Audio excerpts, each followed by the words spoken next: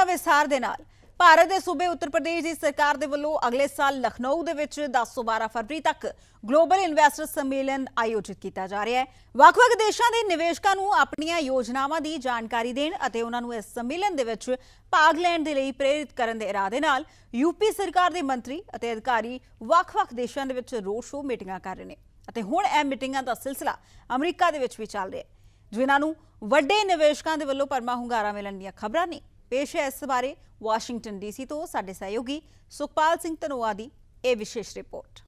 UP सरकार वालों 10 ਤੋਂ 12 फरवरी तक ग्लोबल इन्वेस्टर समिट का आयोजन किया जा रहा है, जिस विच ਵੱਖ-ਵੱਖ देशों तो 10,000 के करीब डेलीगेट पहुँचने की आस की जा रही है। योगी गवर्नमेंट ने आउंदे 5 सालों में यूपी की इकोनमी नूं $1 ट्रिलियन की इकोनमी के टारगेट तक लैके जाने का टीचा मिथया है। ਵੱਖ-ਵੱਖ देशों तो इस समिट विच इनवाइट करन लई ते उन्हां नूं मोटिवेट करन लई योगी प्रशासन दीआं टीमां ਵੱਖ-ਵੱਖ देशों के दौरिਆਂ ते ने। इसे दे चलदिआं न्यूयॉर्क दे विच भी उन्हां दे फाइनांस मिनिस्टर वालों एक मीटिंग का आयोजन किया गया, जिस विच विशेष तौर पर वाशिंगटन डीसी तो हिस्सा लैन पहुंचे पोलीटिकल एनालिस्ट ते बिजनेस कंसलटेंट पुनीत आलूवालिया ने भी शिरकत की। उन्हां नाल गलबात करते हैं, वो साडे नाल मौजूद ने। पुनीत जी बहुत बहुत स्वागत है। सत श्री अकाल भाजी, की हाल तुहाडे? बहुत इस मीटिंग दे विच किस तरह की तस्वीर नज़र आई है?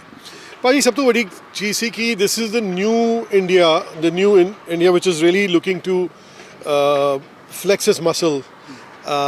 India wants to be a $5 trillion economy, and UP government has taken that initiative जी कि मैं ऐसी $1 trillion economy तो contribute करांगे to make India. So that's very important. एक बड़ी बड़ी कॉल है। पे मैं उत्थे अपने फ्रेंड सिद्धार्थ नाथ सिंह जी नूं मिलन गया सी, जेड़े बीजेपी स्पोक्समैन रह चुके हैं और नाले मिनिस्टर भी सी हैगे हैं, and he's also grandson of Lal Bahadur Shastri, so he's a close friend. So मैं उन्हां नाल गलबात कीती है, met other members of delegation. पहली चीज़ पाजी was very impressive क्योंकि they are very focused on what they want, how they want to do it. ਤੇ ਜਿਹੜੇ ਉਹਨਾਂ ਦੀ team members C, they are very much in sync with the vision of Yogi Adityanath, and Yogi Adityanath is following the model of Prime Minister Modi, which is to the way he did incredibly well in Gujarat. So he wants to replicate that. ਉਹ ਚਾਹੁੰਦੇ ਕਿ ਇਹ same ਚੀਜ਼ ਉਹ UP 'ਚ ਕਰੇ. In terms of safety and security, it is better that it's close to Delhi and its proximity to Delhi, and plus there is so much infrastructure that has been put in along with the rule of law, safety, lawlessness which was there before, and that was the reason कि इन्ने लोगों ने पहले invest नहीं किया UP च, हुन करना शुरू किया। So leadership also matters. His leadership style is very strong and very stern and very focused. So I think his leadership style attracts a lot of people. So his commitment to the diaspora and the US businesses, I think is going to be heeded. मेरे नाल लगता है कि काफ़ी लोग उत्थे आएंगे, and but I think it should be a focused effort. America तो तुसी किस तरह दी पॉसिबिलिटीज़ देख रहे हो? भाजी आई फील कि ਜਿਹੜੀ India is in a very unique position, क्योंकि ਜਿਹੜਾ चाइना तो बिजनेस निकल रहा है वो इंडिया आना चाहता है। दूजी चीज़ है कि ਜਿਹੜਾ यूपी ਦਾ डायस्पोरा है यूनाइटेड स्टेट्स ਤੇ बाकी अन्य कंट्रीज़ 'ਚ वो भी बड़ा एक्साइटेड है, क्योंकि पहले कभी ऐ नहीं होया कि यूपी ਨੂੰ फोकस बनाया गया to invest in UP, and they are excited. And मैनू पता हाले कि एक कंपनी हैगी वेरी बिग $1 billion+ कंपनी, जिन्होंने already have sign an a memorandum of MOU with the UP government, which is a very big deal. It's in technology sector. So भाजी it is a confidence builder. एक company शुरू होएगी, एक के बाद 2 आएंगी, 2 के बाद 4 आएंगी, 4 के बाद 8 आएंगी। So that's my request to the Indian leadership to focus on that, and people like us would help to push it through, and we are the best mediators and facilitators of this partnership. Absolutely, Puneet ji, thank you so much. UP government वालों रखा गया अपना target उन्हां लई achieve करना ज़्यादा औखा नहीं होवेगा, क्योंकि यूपी का इमेज इस वेले साफ सुथरा है, ला एंड ऑर्डर की सिचुएशन ठीक है, उतों का इंफ्रास्ट्रक्चर वधिया है, और सब तो वड्डी गल है कि यूपी गवर्नमेंट दे विच CM जोगी की अगवाई विच इस वेले उतों के प्रशासन ते बाहर वसदे डायस्पोरा दे विच एक वड्डी इच्छा शक्ति भी है, और यूपी गवर्नमेंट बड़े सही समय के उत्ते इस ਇੱਛਾ ਸ਼ਕਤੀ ਨੂੰ ਆਪਣੀ ਸਟੇਟ ਦੇ ਵਿੱਚ $1 ਟ੍ਰਿਲੀਅਨ ਦੀ ਇਕਨੋਮੀ ਦੇ ਰੂਪ ਵਿੱਚ ਕੈਸ਼ ਕਰਨ ਵੱਲ ਜੋ ਕਦਮ ਪੁੱਟ ਰਹੀ ਆ, ਆਉਂਦੇ ਦਿਨਾਂ ਦੇ ਵਿੱਚ ਯੂਪੀ ਸਰਕਾਰ ਇਸ ਵਿੱਚ ਸਫਲ ਹੁੰਦੀ ਦਿਖਾਈ ਦੇ ਰਹੀ ਹੈ। Sukhpal Singh Dhanoa, Washington DC bureau, PTC news. Break ਤੋਂ ਸਵਾਗਤ ਹੈ ਸਾਰੇ ਹੀ ਦਰਸ਼ਕਾਂ ਦਾ। ਖਬਰਾਂ ਦੇ ਸਿਲਸਿਲੇ ਨੂੰ ਅੱਗੇ ਤੋਰਦੇ ਹਾਂ। ਸ਼੍ਰੋਮਣੀ ਅਕਾਲੀ ਦਲ ਦੇ ਸੀਨੀਅਰ ਆਗੂ ਪਵਨ ਕੁਮਾਰ ਟੀਨੂ ਅੱਜਕੱਲ ਨਿੱਜੀ ਫੇਰੀ ਤੇ ਅਮਰੀਕਾ ਆਏ ਹੋਏ ਨੇ ਅਤੇ ਹੁਣ ਕੈਲੀਫੋਰਨੀਆ ਸੂਬੇ ਦੇ ਵਿੱਚ ਪਹੁੰਚੇ ਹੋਏ ਨੇ। ਸ਼੍ਰੋਮਣੀ ਅਕਾਲੀ ਦਲ ਨੂੰ ਅਮਰੀਕਾ ਦੇ ਵਿੱਚ ਮਜ਼ਬੂਤ ਕਰਨ ਦੇ ਮਕਸਦ ਦੇ ਨਾਲ ਉਹ ਆਪਣੀ ਫੇਰੀ ਦੇ ਦੌਰਾਨ ਵੱਖ-ਵੱਖ ਸ਼ਹਿਰਾਂ ਦੇ ਵਿੱਚ ਜਾ ਕੇ ਅਕਾਲੀ ਦਲ ਦੇ ਨਾਲ ਜੁੜੇ ਲੋਕਾਂ ਨੂੰ ਮਿਲਣ ਦੇ ਨਾਲ-ਨਾਲ ਪੰਜਾਬੀ ਭਾਈਚਾਰੇ ਨਾਲ ਵੀ ਮੁਲਾਕਾਤ ਕਰ ਰਹੇ ਨੇ। ਇਸ ਦੌਰਾਨ ਆਉਣ ਵਾਲੀਆਂ ਚੋਣਾਂ ਨੂੰ ਮੁੱਖ ਰੱਖਦਿਆਂ ਉਹ ਸ਼੍ਰੋਮਣੀ ਅਕਾਲੀ ਦਲ ਦੀਆਂ ਨੀਤੀਆਂ ਦੇ ਬਾਰੇ ਪੰਜਾਬੀ ਭਾਈਚਾਰੇ ਨੂੰ ਜਾਣੂ ਵੀ ਕਰਵਾ ਰਹੇ ਨੇ। ਇਸ ਮੌਕੇ ਅਸੀਂ ਉਹਨਾਂ ਦੇ ਨਾਲ ਖਾਸ ਗੱਲਬਾਤ ਵੀ ਕੀਤੀ। ਇਸ ਵੇਲੇ ਤੁਸੀਂ ਓਪੋਜੀਸ਼ਨ ਇੱਕ ਤਰ੍ਹਾਂ ਦੀ ਹੈਗੀ ਆਪਣੀ ਨਾ, ਸ਼੍ਰੋਮਣੀ ਅਕਾਲੀ ਦਲ ਸਰਕਾਰ ਆਮ ਆਦਮੀ ਪਾਰਟੀ ਦੀ ਆ। ਕਿਸ ਤਰ੍ਹਾਂ ਪੰਜਾਬ ਦੀ ਸਰਕਾਰ ਦੀ ਕਾਰਜਪ੍ਰਣਾਲੀ ਨੂੰ ਤੁਸੀਂ ਦੇਖਦੇ ਹੋ? ਦੇਖੋ, ਜੇ ਮੈਂ ਸੀਰੀਅਸਲੀ ਤੁਹਾਨੂੰ ਦੱਸਾਂ ਇਮਾਨਦਾਰੀ ਨਾਲ, ਤਾਂ ਪੰਜਾਬ 'ਚ ਸਰਕਾਰ ਨਾਂ ਦੀ ਚੀਜ਼ ਹੈ ਨਹੀਂ। ਪੰਜਾਬ 'ਚ ਬਿਲਕੁਲ ਬਦਅਮਨੀ, ਗੈਰ ਜ਼ਿੰਮੇਵਾਰ ਸਰਕਾਰ ਜਿਹੜੀ ਹੈ, ਲੋਕ ਕੰਮ ਕਰ ਰਹੇ ਆ। ਇਹੋ ਜਿਹੇ ਲੋਕ ਚੁਣ ਕੇ ਆਏ ਆ, ਇਹੋ ਜਿਹੇ ਲੋਕ ਸੱਤਾ ਤੇ ਬੈਠੇ ਆ ਜਿਨ੍ਹਾਂ ਨੂੰ ਨਾ ਤਾਂ ਕੋਈ ਤਜਰਬਾ ਆ ਤੇ ਨਾ ਹੀ ਉਹਨਾਂ ਦੀ ਕੋਈ ਗੰਭੀਰਤਾ ਆ ਸਟੇਟ ਪ੍ਰਤੀ, ਲੋਕਾਂ ਪ੍ਰਤੀ। ਜਿਹੜੇ ਕੀਤੇ ਵਾਅਦੇ ਸੀ ਸਾਰੇ ਭੁੱਲ ਕੇ ਬੈਠੇ ਆ। ਨਾ ਕਿਸੇ ਨੂੰ 26 ਲੱਖ ਨੌਕਰੀਆਂ ਮਿਲੀਆਂ, ਨਾ ਮਹਿਲਾਵਾਂ ਨੂੰ, ਔਰਤਾਂ ਨੂੰ 1000 ਰੁਪਈਆ ਮਹੀਨਾ ਮਿਲਿਆ। ਬੁਰੀ ਹਾਲਤ ਹੈ। ਲਾਅ ਐਂਡ ਆਰਡਰ ਜਿਹੜਾ ਆ ਇਸ ਵੇਲੇ ਪੰਜਾਬ ਜਿਹੜਾ ਆ ਦੁਨੀਆ ਦੇ ਨਕਸ਼ੇ ਤੇ ਆ ਗਿਆ ਮੇਰਾ ਖਿਆਲ। ਜੇ ਆਪਾਂ ਅਪਰਾਧਿਕ ਇਹਦਾ ਦੇਖੀਏ ਟੇਬਲ, ਤੇ ਹੁਣ ਦੇਸ਼ ਦੀ ਸਭ ਤੋਂ ਬੁਰੀ ਅਪਰਾਧਿਕ ਸਟੇਟ ਬਣ ਗਈ ਆ। ਤੇ ਗੱਲਾਂ ਨਾਲ ਸਿਰਫ ਇਹਨਾਂ ਨੇ ਸਰਕਾਰ ਬਣਾਈ ਆ, ਆਮ ਪਾਰਟੀ ਨੇ। ਝੂਠ ਬੋਲ ਕੇ, ਕੂੜ ਦਾ ਪ੍ਰਚਾਰ ਕਰਕੇ ਨਿਕਲਿਆ ਵਿੱਚੋਂ ਕੁਝ ਨਹੀਂ। ਔਰ ਜੇ ਆਪਾਂ ਗੱਲ ਕਰੀਏ ਹੁਣ ਆਪਣੇ ਪਾਰਟੀ ਦੇ ਢਾਂਚੇ ਦੀ, ਕੀ ਇਹ 'ਚ ਬਦਲਾਵ ਕੀਤੇ ਜਾ ਰਹੇ ਨੇ ਪਿਛਲੇ ਹਾਲਾਤਾਂ ਨੂੰ ਦੇਖਦੇ ਹੋਏ? ਦੇਖੋ, ਬੜੇ ਹਾਲਾਤ, ਜਿਹੜੇ ਹਾਲਾਤਾਂ ਦੇ ਮੁਤਾਬਕ ਬਦਲਾਅ ਆਏ ਆ। ਹੁਣ ਜਿਹੜਾ ਇੱਕ ਫੈਸਲਾ ਹੋਇਆ ਪਾਰਟੀ ਦੀ ਸੀਨੀਅਰ ਲੀਡਰਸ਼ਿਪ ਨੇ ਲਿਆ ਕਿ 50 ਸਾਲ ਦੀ ਉਮਰ ਤੱਕ 50% ਨਵੇਂ ਲੋਕਾਂ ਨੂੰ ਪਾਰਟੀ ਵਿੱਚ ਲਿਆ ਕੇ ਉਹਨਾਂ ਨੂੰ ਅਹੁਦੇ, ਜ਼ਿੰਮੇਵਾਰੀਆਂ ਤੇ ਟਿਕਟਾਂ ਦਿੱਤੀਆਂ ਜਾਣਗੀਆਂ, ਚਾਹੇ ਉਹ ਵਿਧਾਨ ਸਭਾ ਦੀਆਂ, ਚਾਹੇ ਉਹ ਲੋਕ ਸਭਾ ਦੀਆਂ। ਦੂਸਰਾ, ਇੱਕ ਪਰਿਵਾਰ ਇੱਕ ਟਿਕਟ, ਤੇ ਚੰਗੇ ਲੋਕਾਂ ਨੂੰ ਅੱਗੇ ਲੈ ਕੇ ਆਉਣਾ, ਮਹਿਲਾਵਾਂ ਨੂੰ ਅੱਗੇ ਲੈ ਕੇ ਆਉਣਾ, ਪਿੱਛੇ ਰਹਿ ਗਏ ਵਰਗਾਂ ਨੂੰ ਵੀ ਅੱਗੇ ਲੈ ਕੇ ਆਉਣਾ ਹੋਰ, ਤਾਂ ਕਿ ਅਸੀਂ ਪੰਜਾਬ ਦੀ ਇੱਕ ਜ਼ਿੰਮੇਵਾਰ ਪਾਰਟੀ ਹੋਣ ਦੇ ਨਾਤੇ, ਇੱਕ ਰੀਜਨਲ ਪਾਰਟੀ ਹੋਣ ਦੇ ਨਾਤੇ, ਕਿਉਂਕਿ ਖੇਤਰੀ ਪਾਰਟੀ ਆ, ਦੂਜੀਆਂ ਪਾਰਟੀਆਂ ਨੂੰ ਸਾਰੇ ਇਸ਼ਾਰੇ ਹੁਕਮ ਆਉਂਦੇ ਦਿੱਲੀ ਤੋਂ, ਉਹਨਾਂ ਦੇ ਦਿੱਲੀ ਦੇ ਆਪਣੇ ਇੰਟਰਸਟ ਹੁੰਦੇ ਆ। ਲੇਕਿਨ ਸ਼੍ਰੋਮਣੀ ਅਕਾਲੀ ਦਲ ਕਿਉਂਕਿ ਇਤਿਹਾਸਿਕ ਪਾਰਟੀ ਆ, ਪੰਜਾਬ ਦੇ ਹੱਕਾਂ ਲਈ, ਸਿੱਖ ਪੰਥ ਦੇ ਹੱਕਾਂ ਲਈ ਲੜਨ ਵਾਲੀ ਪਾਰਟੀ ਆ, ਤਾਂ ਉਹਦੀ ਪੰਜਾਬ ਲਈ ਇੱਕ ਵਿਸ਼ੇਸ਼ ਜ਼ਿੰਮੇਵਾਰੀ ਆ, ਜਿਹੜੀ ਨਿਭਾਈ ਵੀ ਆ ਅਸੀਂ ਪਿਛਲੀਆਂ ਸਰਕਾਰਾਂ 'ਚ। ਪੰਜਾਬ 'ਚ ਵਿਕਾਸ ਵੀ ਕੀਤਾ, ਪੰਜਾਬ 'ਚ ਭਾਈਚਾਰਕ ਸਾਂਝ ਵੀ ਹਮੇਸ਼ਾ ਕਾਇਮ ਰਹੀ ਆ। ਔਰ ਦੂਸਰਾ, ਜੇ ਆਪਾਂ ਇਹ ਗੱਲ ਕਰੀਏ ਕਿ NRI ਭਾਈਚਾਰਾ ਹਮੇਸ਼ਾ ਹੀ ਬਹੁਤ ਵੱਡਾ ਯੋਗਦਾਨ ਪਾਉਂਦਾ ਵਾ ਪੰਜਾਬ ਦੀਆਂ ਚੋਣਾਂ ਦੇ ਵਿੱਚ, ਪੰਜਾਬ ਦੀ ਸਰਕਾਰ ਦੇ ਵਿੱਚ। ਤੁਸੀਂ ਇਸ ਵੇਲੇ ਆਏ ਹੋ, ਤੁਹਾਨੂੰ ਕੀ ਰਿਸਪੌਂਸ ਮਿਲ ਰਿਹਾ ਇੱਥੇ? ਦੇਖੋ, ਮੈਂ ਨਾ ਯੂਬਾ ਸਿਟੀ 'ਚ, ਸੈਕਰਾਮੈਂਟੋ 'ਚ, ਤੇ ਲਾਸ ਐਂਜਲਸ 'ਚ, ਫਿਰ ਸੈਨ ਹੋਜ਼ੇ 'ਚ, ਸੈਨ ਫਰਾਂਸਿਸਕੋ, ਅਸੀਂ ਸਾਰੇ ਪੰਜਾਬੀ ਭਰਾਵਾਂ ਨੂੰ ਮਿਲੇ ਆ। ਤੇ ਸਾਰੇ ਹੀ ਉਹ ਕਾਰੋਬਾਰੀ ਆ, ਕੰਮਕਾਰ ਵੀ ਕਰਦੇ ਆ। ਉਹ ਇਹ ਮਹਿਸੂਸ ਕਰਦੇ ਆ ਕਿ ਪੰਜਾਬ 'ਚ ਲੋਕਾਂ ਕੋਲੋਂ ਗਲਤੀ ਹੋ ਗਈ ਆ, ਇਹੋ ਜੀ ਸਰਕਾਰ ਨਹੀਂ ਸਾਨੂੰ ਚਾਹੀਦੀ ਸੀ। ਹੁਣ ਲੋਕ ਯਾਦ ਕਰਦੇ ਆ ਸ਼੍ਰੋਮਣੀ ਅਕਾਲੀ ਦਲ ਦੀ ਸਰਕਾਰ ਨੂੰ, ਉਹਨਾਂ ਦੇ ਕੰਮਾਂ ਨੂੰ। ਕਿਉਂਕਿ ਦੇਖੋ, ਕਿਸੇ ਨੂੰ ਬਦਨਾਮ ਕਰਕੇ ਉਹਦੇ ਸਿਰ ਤੇ, ਉਹਦੇ ਮੂੰਹ ਤੇ ਤੁਸੀਂ ਸਿਆਹੀ ਮਲ ਕੇ ਉਹਨੂੰ ਬਦਨਾਮ ਕਰਕੇ ਬਦਲਤਾ, ਤੇ ਹੁਣ ਨਿਕਲਿਆ ਕੀ ਵਿੱਚੋਂ? ਕੁਝ ਨਹੀਂ ਨਿਕਲਿਆ। ਝੂਠ ਦਾ ਪਲੰਦਾ ਸੀ। ਕੇਜਰੀਵਾਲ ਜੀ ਵਰਗਾ ਕੋਈ ਝੂਠਾ ਇਨਸਾਨ, ਪੋਲੀਟੀਸ਼ੀਅਨ ਦੁਨੀਆ ਤੇ ਨਹੀਂ ਹੋਣਾ ਕੋਈ। ਔਰ ਕੀ ਮੀਟਿੰਗਾਂ 'ਚ ਕਿੱਦਾਂ ਦੇ ਮਿਲਦਾ? ਪਰ ਬਹੁਤ ਚੰਗਾ ਰਿਸਪੌਂਸ ਮਿਲਦਾ ਆ। ਲੋਕ ਸਾਨੂੰ ਪੂਰਾ ਸਹਿਯੋਗ ਵੀ ਕਰ ਰਹੇ ਆ, ਔਰ ਇਹ ਕਹਿ ਰਹੇ ਓਪਨਲੀ ਉੱਠ ਕੇ ਕਹਿ ਰਹੇ ਮੀਟਿੰਗਾਂ 'ਚ, ਅਸੀਂ ਅਕਾਲੀ ਦਲ ਦੀ ਸਪੋਰਟ ਕਰਾਂਗੇ, ਮਦਦ ਕਰਾਂਗੇ। ਸਾਡੀ ਆਪਣੀ ਪਾਰਟੀ ਹੈ, ਖੇਤਰੀ ਪਾਰਟੀ ਹੈ। ਖੇਤਰੀ ਪਾਰਟੀ ਦਾ ਮਜ਼ਬੂਤ ਹੋਣਾ ਪੰਜਾਬ ਲਈ ਬਹੁਤ ਜ਼ਰੂਰੀ ਆ, ਨਹੀਂ ਤਾਂ ਆਪਾਂ ਪੰਜਾਬ ਬਾਰਡਰ ਸਟੇਟ ਆ, ਆਪਣਾ ਬਹੁਤ ਨੁਕਸਾਨ ਹੋ ਜਾਏਗਾ। ਇਸ ਕਰਕੇ ਇਹਨਾਂ ਸਾਰੀਆਂ ਪਾਰਟੀਆਂ ਤੋਂ ਬਚ ਕੇ ਸ਼੍ਰੋਮਣੀ ਅਕਾਲੀ ਦਲ ਨੂੰ ਹੁਣ ਪੰਜਾਬੀ ਇੱਥੇ ਮਜ਼ਬੂਤ ਕਰਨ ਦਾ ਮਨ ਬਣਾ ਬੈਠੇ ਆ। ਸ਼ੁਕਰੀਆ ਜੀ।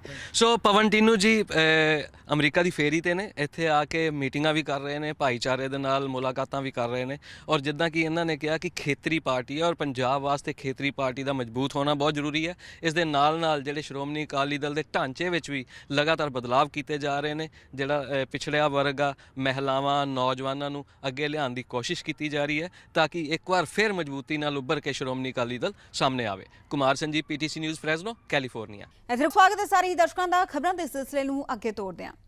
ਕੈਨੇਡਾ ਦੀਆਂ ਇਮੀਗ੍ਰੇਸ਼ਨ ਅਰਜ਼ੀਆਂ ਦੇ ਵਿੱਚ ਆ ਰਹੀ ਬੈਕਲੌਗ ਪਿਛਲੇ ਕਈ ਮਹੀਨਿਆਂ ਤੋਂ ਚਿੰਤਾ ਦਾ ਵਿਸ਼ਾ ਬਣੀ ਹੋਈ ਹੈ।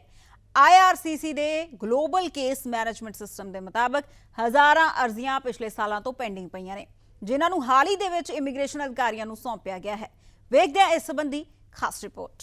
IRCC यानी कि immigration, refugees and citizenship Canada ਦੇ ਗਲੋਬਲ ਕੇਸ ਮੈਨੇਜਮੈਂਟ ਸਿਸਟਮ ਦੇ ਮੁਤਾਬਕ ਕੈਨੇਡਾ ਦੇ ਇਮੀਗ੍ਰੇਸ਼ਨ ਵਿਭਾਗ ਨੇ ਹਜ਼ਾਰਾਂ ਐਪਲੀਕੈਂਟਸ ਨੂੰ ਇਮੀਗ੍ਰੇਸ਼ਨ ਅਫਸਰਾਂ ਜਾਂ ਪਲੇਸ ਹੋਲਡਰ ਕੋਰਟਸ ਨੂੰ ਸੌਂਪਿਆ ਹੈ, ਜੋ ਕਿ ਜਾਂ ਤਾਂ ਇਨਐਕਟਿਵ ਨੇ ਤੇ ਜਾਂ ਸਿਸਟਮ ਵਿੱਚ ਲੰਮੇ ਸਮੇਂ ਤੋਂ ਕੰਮ ਹੀ ਨਹੀਂ ਕਰ ਰਹੇ, ਤੇ ਕੁਝ ਐਸੇ ਵੀ ਨੇ ਜਿਨ੍ਹਾਂ ਨੇ ਆਖਰੀ ਵਾਰ 16 ਸਾਲ ਪਹਿਲਾਂ ਲੌਗਇਨ ਕੀਤਾ ਅਤੇ ਫਾਈਲਾਂ ਤੇ ਕਾਰਵਾਈ ਕੀਤੀ ਸੀ, ਜਿਸ ਵਿੱਚ ਦੁਨੀਆ ਦੇ ਵੱਖੋ-ਵੱਖ 에ਅਰਪੋਰਟਸ ਤੇ ਵੀਜ਼ਾ ਆਫੀਸਰਸ ਵੀ ਸ਼ਾਮਿਲ ਨੇ। IRCC ਦਾ ਗਲੋਬਲ ਕੇਸ ਮੈਨੇਜਮੈਂਟ ਸਿਸਟਮ, ਜੋ ਕਿ ਨਾਗਰਿਕਤਾ ਅਤੇ ਇਮੀਗ੍ਰੇਸ਼ਨ ਅਰਜ਼ੀਆਂ ਤੇ ਕਾਰਵਾਈ ਕਰਨ ਵਾਲਾ ਵਿਸ਼ਵ ਵਿਆਪੀ ਅੰਦਰੂਨੀ ਸਿਸਟਮ ਮੰਨਿਆ ਜਾਂਦਾ ਹੈ, ਦੇ ਮੁਤਾਬਕ GCMS ਤੇ 59,456 ਖੁੱਲੀਆਂ, ਲੰਬਿਤ ਜਾਂ ਮੁੜ ਖੋਲੀਆਂ ਅਰਜ਼ੀਆਂ ਨੂੰ ਦਿਖਾਇਆ ਹੈ, ਜੋ ਕਿ ਐਪਲੀਕੈਂਟਸ ਨੂੰ ਕਤਾਰ ਵਿੱਚ ਰੱਖਣ ਲਈ ਵਰਤੇ ਜਾਂਦੇ 779 ਸਾਬਕਾ ਕਰਮਚਾਰੀਆਂ ਜਾਂ ਸੁਸਤ ਕੰਪਿਊਟਰ ਪਲੇਸ ਹੋਲਡਰ ਕੋਡਾਂ ਨੂੰ ਨਿਰਧਾਰਿਤ ਕੀਤੇ ਗਏ। ਡੇਟਾ ਇਹ ਵੀ ਦਿਖਾਉਂਦਾ ਹੈ ਕਿ ਹਰੇਕ ਕਰਮਚਾਰੀ ਜਾਂ ਕੋਡ ਨੇ ਆਖਰੀ ਵਾਰ IRCC ਸਿਸਟਮ ਵਿੱਚ ਕਦੋਂ ਲੌਗਇਨ ਕੀਤਾ ਸੀ। ਸਭ ਤੋਂ ਪੁਰਾਣਾ ਲੌਗਇਨ 6 ਅਕਤੂਬਰ 2006 ਦਾ ਹੈ, ਜਿਸ ਵਿੱਚ ਮੌਂਟਰੀਅਲ ਆਧਾਰਿਤ ਕੋਡ ਨੂੰ ਇੱਕ ਐਪਲੀਕੇਸ਼ਨ ਸੌਂਪੀ ਗਈ ਸੀ। 19 ਐਪਲੀਕੇਸ਼ਨਾਂ ਐਡਮਿੰਟਨ ਵਿੱਚ ਇੱਕ ਕੋਡ ਜਾਂ ਕਰਮਚਾਰੀ ਨੂੰ ਸੌਂਪੀਆਂ ਗਈਆਂ ਸਨ, ਜਿਸ ਨੇ ਆਖਰੀ ਵਾਰ 9 ਮਈ 2007 ਨੂੰ ਲੌਗਇਨ ਕੀਤਾ ਸੀ। ਇਹ ਕੋਡ ਦੁਨੀਆ ਭਰ ਵਿੱਚ ਆਧਾਰਿਤ ਸਨ, ਜਿਨ੍ਹਾਂ ਵਿੱਚ ਸ਼ਾਮਲ ਨੇ ਕੈਨੇਡੀਅਨ 에ਅਰਪੋਰਟਸ, ਬਾਰਡਰ ਪੋਰਟਸ ਅਤੇ ਪ੍ਰੋਸੈਸਿੰਗ ਸੈਂਟਰਸ ਤੋਂ ਲੈ ਕੇ ਅਮਰੀਕਾ, Philippines, Bharat, Haiti, Poland, Brazil ਅਤੇ ਟਿਊਨੀਸ਼ੀਆ ਦੇ ਦੂਤਾਵਾਸ ਅਤੇ ਕੌਂਸੂਲੇਟਸ। ਆਟਵਾ ਵਿੱਚ ਸਭ ਤੋਂ ਵੱਧ ਇਨਐਕਟਿਵ ਕੋਰਟਸ ਸਨ, ਜਿਸ ਤੋਂ ਬਾਅਦ ਐਡਮਿੰਟਨ, ਵੈਨਕੂਵਰ ਅਤੇ ਸਿਡਨੀ ਆਉਂਦਾ ਹੈ। ਇਮੀਗ੍ਰੇਸ਼ਨ ਮਿਨਿਸਟਰ ਸ਼ੌਨ ਫਰੇਜ਼ਰ ਨੇ ਪੱਤਰਕਾਰਾਂ ਨਾਲ ਗੱਲ ਕਰਦੇ ਹੋਏ ਹਾਲਾਂਕਿ ਇਹ ਕਿਹਾ ਕਿ ਐਪਲੀਕੈਂਟਸ ਨੂੰ ਸਾਬਕਾ ਕਰਮਚਾਰੀਆਂ ਦੀ ID ਨਿਰਧਾਰਿਤ ਕਰਨਾ IRCC ਲਈ ਇੱਕ ਆਮ ਪ੍ਰਕਿਰਿਆ ਹੈ ਅਤੇ ਇਨਵੈਂਟਰੀ ਮੈਨੇਜਮੈਂਟ ਕੋਡ ਦਾ ਹਿੱਸਾ ਹੈ। ਸ਼ੌਨ ਫਰੇਜ਼ਰ ਨੇ ਦਾਅਵਾ ਕੀਤਾ ਕਿ IRCC ਸਿਸਟਮ ਵਿੱਚ ਐਪਲੀਕੇਸ਼ਨਸ ਦੀ ਗਿਣਤੀ ਵਿੱਚ ਗਿਰਾਵਟ ਦੇਖਣਾ ਸ਼ੁਰੂ ਕਰ ਚੁੱਕਿਆ ਹੈ ਤੇ ਅੱਗੇ ਜਾ ਕੇ ਪ੍ਰੋਸੈਸਿੰਗ ਟਾਈਮਸ ਦੇ ਹੋਰ ਘਟਣ ਦੀ ਉਮੀਦ ਵੀ ਕੀਤੀ ਜਾ ਸਕਦੀ ਹੈ। ਹੁਣ ਵੇਖਣਾ ਇਹ ਹੋਵੇਗਾ ਕਿ ਜਿਹੜੇ ਐਪਲੀਕੈਂਟਸ 2-2 ਸਾਲਾਂ ਤੋਂ ਆਪਣੇ ਰਿਜ਼ਲਟਸ ਦੀ ਉਡੀਕ ਵਿੱਚ ਨੇ, ਉਹਨਾਂ ਦੀ ਸੁਣਵਾਈ ਕਦ ਹੋਵੇਗੀ। ਸਰੀ, ਕੈਨੇਡਾ ਤੋਂ ਮੈਂ ਡੈਬੀ ਰਾਏ। ਓਨਟਾਰੀਓ ਸਰਕਾਰ ਕੰਮ ਵਾਲੀਆਂ ਥਾਵਾਂ ਤੇ ਮੁਫਤ ਨਲੋਕਸੋਨ ਕਿੱਟਾਂ ਅਤੇ ਮੁਫਤ ਸਿਖਲਾਈ ਉਪਲਬਧ ਕਰਾਉਣ ਦੇ ਲਈ ਪਹਿਲਾ ਪ੍ਰੋਗਰਾਮ ਸ਼ੁਰੂ ਕਰ ਰਹੀ ਹੈ, ਜਿੱਥੇ ਸਟਾਫ ਨੂੰ ਓਪੀਓਡ ਦੀ ਓਵਰਡੋਜ਼ ਦੇਖਣ ਜਾਂ ਅਨੁਭਵ ਕਰਨ ਦਾ ਜ਼ੋਖਮ ਹੁੰਦਾ ਹੈ। ਦੱਸ ਦਈਏ ਕਿ 2021 ਦੇ ਵਿੱਚ ਓਨਟਾਰੀਓ ਦੇ ਵਿੱਚ ਓਪੀਓਡ ਸੰਬੰਧਿਤ ਕਾਰਨਾਂ ਦੇ ਕਰਕੇ 2819 ਲੋਕਾਂ ਦੀ ਮੌਤ ਹੋ ਗਈ ਸੀ। ਇਹ ਅੰਕੜੇ ਰਿਕਾਰਡ ਦੇ ਵਿੱਚ ਹੁਣ ਤੱਕ ਦੇ ਸਭ ਤੋਂ ਵੱਧ ਅੰਕੜੇ ਨੇ। ਜ਼ਿਕਰ ਖਾਸ ਹੈ ਕਿ ਨਲੋਕਸੋਨ ਇੱਕ ਜੀਵਨ ਰੱਖਿਅਕ ਦਵਾਈ ਹੈ ਜੋ ਅਸਥਾਈ ਤੌਰ ਤੇ ਓਪੀਓਡ ਦੀ ਓਵਰਡੋਜ਼ ਨੂੰ ਖਤਮ ਕਰ ਸਕਦੀ ਹੈ, 2 ਤੋਂ 5 ਮਿੰਟ ਦੇ ਅੰਦਰ ਸਾਹ ਨੂੰ ਬਹਾਲ ਕਰ ਸਕਦੀ ਹੈ ਅਤੇ ਡਾਕਟਰੀ ਸਹਾਇਤਾ ਦੇ ਲਈ ਸਮਾਂ ਦੇ ਸਕਦੀ ਹੈ। ਅੱਗੇ ਵਧਾਂਗੇ। ਹੌਲੀਡੇ ਸੀਜ਼ਨ ਦੇ ਦੌਰਾਨ ਕੈਨੇਡਾ ਦੇ ਵਿੱਚ ਯਾਤਰੀਆਂ ਦੀ ਗਿਣਤੀ ਵੀ ਵੱਧ ਜਾਂਦੀ ਹੈ। ਕਈ 에ਅਰਪੋਰਟ ਤੇ ਫਲਾਈਟਾਂ ਦੇ ਵਿੱਚ ਦੇਰੀ ਕਰਕੇ ਯਾਤਰੀਆਂ ਨੂੰ ਲੰਬੇ ਸਮੇਂ ਤੱਕ ਇੰਤਜ਼ਾਰ ਵੀ ਕਰਨਾ ਪੈਂਦਾ ਹੈ। ਐਸੇ ਦੇ ਚਲਦਿਆਂ ਯਾਤਰੀਆਂ ਨੂੰ ਵਧੀਆ ਸੁਵਿਧਾਵਾਂ ਦੇਣ ਅਤੇ ਉਹਨਾਂ ਦੇ ਸਫ਼ਰ ਨੂੰ ਸ਼ਾਨਦਾਰ ਬਣਾਉਣ ਦੇ ਲਈ 에ਅਰ ਕੈਨੇਡਾ ਦੇ ਵੱਲੋਂ ਕਈ ਘਰੇਲੂ ਉਡਾਣਾਂ ਦੇ ਵਿੱਚ ਲਾਈਵ TV ਮੁਹੱਈਆ ਕਰਾਉਣ ਦਾ ਹੁਣ ਪ੍ਰਬੰਧ ਕੀਤਾ ਜਾ ਰਿਹਾ ਹੈ, ਜਿਸ ਦੇ ਚਲਦਿਆਂ ਲੋਕ ਹੁਣ ਉਡਾਣ ਦੌਰਾਨ ਵੀ ਲਾਈਵ TV ਦਾ ਸਿੱਧਾ ਆਨੰਦ ਮਾਣ ਸਕਣਗੇ। ਅੱਗੇ ਵਧਾਂਗੇ। Business council of British Columbia ਦੇ ਵੱਲੋਂ ਵੈਨਕੂਵਰ ਦੇ ਵਿੱਚ ਇੱਕ ਪ੍ਰੋਗਰਾਮ ਦਾ ਆਯੋਜਨ ਕੀਤਾ ਗਿਆ, ਜਿਸ ਵਿੱਚ ਬੈਂਕ ਆਫ ਕੈਨੇਡਾ ਦੇ ਗਵਰਨਰ ਟਿਫ ਮੈਕਲੇਮ ਨੂੰ ਖਾਸ ਤੌਰ ਤੇ ਸੱਦਾ ਦਿੱਤਾ ਗਿਆ ਸੀ। ਉਹਨਾਂ ਨੇ ਲੋਕਾਂ ਨੂੰ ਸੰਬੋਧਨ ਕਰਦਿਆਂ ਦੱਸਿਆ ਕਿ 2022 ਦੇ ਵਿੱਚ ਉਹਨਾਂ ਨੇ ਕੀ ਕੁਝ ਸਿੱਖਿਆ ਅਤੇ 2023 ਦੇ ਵਿੱਚ ਕੀ ਕੁਝ ਉਮੀਦ ਕੀਤੀ ਜਾ ਸਕਦੀ ਹੈ। What a year it has been. The year-end speech often looks back to what's happened and ahead to what's next. And this one fits that mold. What's different is that nothing about our recent experience fits the mold of the last 30 years. Bank of Canada ਵੱਲੋਂ ਹਾਲ ਹੀ ਵਿੱਚ ਆਪਣੀ ਮੁੱਖ ਵਿਆਜ ਦਰ ਵਿੱਚ 50 ਆਧਾਰ ਅੰਕ ਦਾ ਵਾਅਦਾ ਕੀਤਾ ਗਿਆ ਸੀ, ਜਿਸ ਨਾਲ ਬੈਂਕ ਆਫ ਕੈਨੇਡਾ ਦੀ ਵਿਆਜ ਦਰ 4.25% ਪਹੁੰਚ ਗਈ ਹੈ। ਦੱਸ ਦਈਏ ਕਿ ਪਿਛਲੇ 9 ਮਹੀਨਿਆਂ ਵਿੱਚ ਇਹ 7ਵਾਂ ਵਾਅਦਾ ਹੈ ਤੇ ਜਨਵਰੀ 2008 ਤੋਂ ਬਾਅਦ ਇਹ ਹੁਣ ਤੱਕ ਦਾ ਹਾਈਐਸਟ ਇੰਟਰਸਟ ਰੇਟ ਹੈ। Business council of British Columbia ਵੱਲੋਂ ਹਾਲ ਹੀ ਵਿੱਚ ਆਯੋਜਿਤ ਕੀਤੇ ਗਏ ਇੱਕ ਇਵੈਂਟ ਵਿੱਚ ਬੈਂਕ ਆਫ ਕੈਨੇਡਾ ਦੇ ਗਵਰਨਰ ਟਿਫ ਮੈਕੈਲਮ ਨੇ ਵਿਆਜ ਦਰਾਂ ਵਿੱਚ ਕੀਤੇ ਜਾ ਰਹੇ ਇਸ ਵਾਅਦੇ ਲਈ ਪੈਂਡੇਮਿਕ ਤੇ ਯੂਕਰੇਨ ਤੇ ਰਸ਼ੀਆ ਵਿਚਾਲੇ ਚੱਲ ਰਹੀ ਵਿਸ਼ਵ ਜੰਗ ਨੂੰ ਜ਼ਿੰਮੇਵਾਰ ਠਹਿਰਾਇਆ। The pandemic brought on again, off again shutdowns to the global economy, dramatic shifts in the goods and services that consumers wanted to buy, and a myriad of hurdles for producers to supply them. All of this, combined with Russia's horrific aggression in Ukraine, has brought sharply higher inflation and rapidly rising interest rates. Last week, we raised our policy interest rate by 50 basis points to 4.25%. This is our 7th consecutive increase since we began raising interest rates in March to fight inflation. ਇਸ ਮੌਕੇ Tiff ਮੈਕੈਲਮ ਨੇ ਦੱਸਿਆ ਕਿ ਸਾਲ 2022 ਵਿੱਚ Canada ਨੇ ਕੀ ਸਿੱਖਿਆ ਹੈ ਅਤੇ ਸਾਲ 2023 ਤੋਂ ਕੀ ਉਮੀਦ ਕੀਤੀ ਜਾ ਸਕਦੀ ਹੈ। ਉਨ੍ਹਾਂ ਨੇ ਆਖਿਆ ਕਿ ਕੀਮਤ ਸਥਿਰਤਾ ਨੂੰ ਬਹਾਲ ਕਰਨਾ ਤੇ ਮਹਿੰਗਾਈ ਨੂੰ 2% ਦੇ ਟੀਚੇ ਉੱਤੇ ਵਾਪਸ ਲਿਆਉਣਾ ਬੈਂਕ ਆਫ ਕੈਨੇਡਾ ਦਾ ਮੁੱਖ ਟੀਚਾ ਹੈ। We are resolute in our commitment to return inflation to the 2% target. Higher interest rates are working to rebalance the economy. Domestic demand is slowing, and we expect GDP growth will be close to zero through to the middle of next year as the economy adjusts to higher interest rates. This will relieve domestic price pressures, and inflation will come down. The adjustment will not be easy, but restoring price stability is the most important thing we can do to improve the economic and financial well-being of Canadians. Bank of Canada ਵੱਲੋਂ ਅਗਲੇ ਸਾਲ ਦੇ ਮੱਧ ਵਿੱਚ GDP ਵਿਕਾਸ ਦਰ 0 ਦੇ ਨੇੜੇ ਰਹਿਣ ਦੀ ਉਮੀਦ ਕੀਤੀ ਜਾ ਰਹੀ ਹੈ। ਜ਼ਿਕਰਯੋਗ ਹੈ ਕਿ ਬੈਂਕ ਆਫ ਕੈਨੇਡਾ ਵੱਲੋਂ ਵਿਆਜ ਦਰਾਂ ਵਿੱਚ ਲਗਾਤਾਰ ਕੀਤੇ ਜਾ ਰਹੇ ਇਸ ਵਾਅਦੇ ਦੇ ਨਾਲ ਘਰਾਂ ਦੀਆਂ ਕਿਸ਼ਤਾਂ ਹੋਰ ਮਹਿੰਗੀਆਂ ਹੋ ਜਾਣਗੀਆਂ ਤੇ ਖਾਣ-ਪੀਣ ਦੀਆਂ ਵਸਤਾਂ ਦੇ ਵਿੱਚ ਪਹਿਲਾਂ ਹੀ ਵਧ ਰਹੀਆਂ ਕੀਮਤਾਂ ਨਾਲ ਕੈਨੇਡੀਅਨਸ ਨੂੰ ਵਾਧੂ ਵਿੱਤੀ ਬੋਝ ਦਾ ਸਾਹਮਣਾ ਕਰਨਾ ਪਏਗਾ। Jasleen Kaur, PTC news, Canada. ਉਧਰ ਕੈਨੇਡਾ ਭਰ ਦੇ ਵਿੱਚ ਕੋਵਿਡ-19 ਫਲੂ ਅਤੇ RSV ਦੇ ਲਗਾਤਾਰ ਵਧ ਰਹੇ ਮਾਮਲਿਆਂ ਦੇ ਕਾਰਨ ਹੈਲਥ ਕੇਅਰ ਸਿਸਟਮ ਤੇ ਵਾਧੂ ਅਸਰ ਪੈ ਰਿਹਾ ਹੈ। ਕੈਨੇਡਾ ਦੇ ਸਿਹਤ ਮੰਤਰੀ ਜੀਨ ਯੂਐਸ ਜੁਖਲੋਸ ਨੇ ਕੋਵਿਡ-19 ਮਹਾਮਾਰੀ ਤੋਂ ਬਾਅਦ ਦੀਆਂ ਸਥਿਤੀਆਂ ਅਤੇ ਹੋਰ ਜਨਤਕ ਸਿਹਤ ਚਿੰਤਾਵਾਂ ਦੇ ਬਾਰੇ ਅਪਡੇਟ ਸਾਂਝਾ ਕੀਤੀ ਹੈ। ਇਸ ਮੌਕੇ ਕੈਨੇਡਾ ਦੇ ਚੀਫ ਪਬਲਿਕ ਹੈਲਥ ਅਫਸਰ ਡਾਕਟਰ ਥਰੇਸਾ ਟੈਮ ਵੀ ਹਾਜ਼ਰ ਸਨ, ਜਿਨ੍ਹਾਂ ਨੇ ਲੋਕਾਂ ਨੂੰ ਸਿਹਤ ਦਾ ਖਾਸ ਖਿਆਲ ਰੱਖਣ ਅਤੇ ਫਲੂ ਵੈਕਸੀਨ ਲਗਾਉਣ ਦੀ ਅਪੀਲ ਕੀਤੀ। Parents and caregivers have been particularly concerned about their difficulty to find children's analgesics. As of today, over 2 million additional bottles of these medicines have been made available to parents and caregivers through increased domestic supply and foreign importation. I can also confirm that the drug company Alon estimates that an additional 800,000 bottles for this month will be available at pharmacies and retailers across Canada. The influx of new products should help parents manage their kids' symptoms at home as we continue to experience a surge of respiratory illnesses across the country. In Canada, variations in population level of immunity and current global trends suggest that an uptick in COVID-19 could occur in the new year. In recent weeks, genetic sequencing data on SARS-CoV-2 viruses show continuing increase in immune-evasive variants, notably BQ1 and BQ1.1, while the previously dominant BA5 lineage variants are declining. With the increased prominence of these variants in Canada, at a minimum, we could see a slower decline and a higher plateau in the number of infections as well as hospital admissions in Canada, as this respiratory virus season plays out. ਫਿਲਹਾਲ ਇਸ bulletin ਦੇ ਵਿੱਚ ਇੰਨਾ ਹੀ। ਦਿਓ ਇਜਾਜ਼ਤ। ਧੰਨਵਾਦ।